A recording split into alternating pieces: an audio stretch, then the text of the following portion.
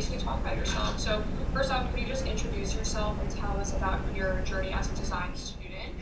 Okay, yeah. I'm Caitlin Magrane. I'm a senior fashion design major. Pretty much my design journey, I would say, like my whole life, I'm pretty much just been like a really artistic person. Ever since I was like little, I've been taking art classes. It's always been something that I've just loved. Into high school, I started taking fashion design courses. My school offered like illustration courses, so I pretty much had done that, and I just really loved it because it was pretty much my escape from like everything, like the whole school day, and it's just become like a part of me. Fashion has always just been something I loved, like ever since I was younger. My mom always told me about how like I had these like one little pair of like plastic high heels that I wore like every day and refused to take them off even when like they were like I was like growing out of them, and I always loved playing dress up, and that was just always something I loved. Then as I started to grow older, I used to be like really like deathly shy, and I never really talked to much like anyone.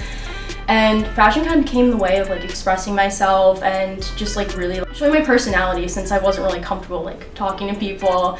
And I think that's really just like where I grew the love for it. Then mixed with art, like it just kind of fit. My best experience was definitely while I was abroad in London.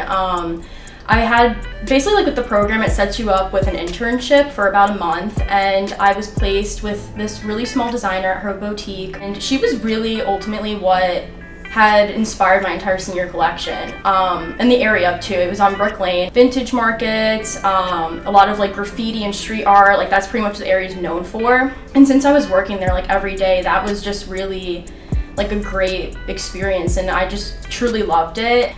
Overall, my dream would just be to do something I love and be happy doing it, and that's always just been something that has followed me through life, and I think that's what's taken me into design, is that it's something that I love. And I think especially too with the industry, they've really just been embracing a lot of technology, especially with COVID, and finding with that there's new ways of like preventing like for example like using like software like the Clo software that I'm in the class right now, and basically with that, like you can make like the patterns and stuff digitally, so it avoids a lot of waste, and it could avoid, you know, having a lot of like those samples wasted and things like that. And I think that's also really great. And even in my own collection, I've been trying to like incorporate, you know, using a lot of like my fabric scraps into things, because a lot of my pieces are very like gritty and kind of like tattered looking. So I was taking, you know, a lot of my scraps and just trying to repurpose it rather than, you know, just getting rid of it. And one of my looks, I had thrifted sweaters, and I'm using that as my material rather than going and buying new material. So my main advice would just be to not give up,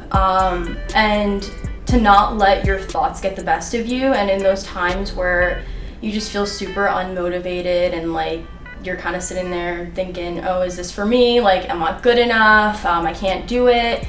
I think it's important to just be able to take a few steps back, breathe, and, you know, just reevaluate the situation and not give up. And if this is something you love and this is your dream and your passion, then there's no reason for you to feel like you can't do it. Everyone feels that way, so it's important to know you're not alone. And yeah, just keep pushing through and to not give up on your dream.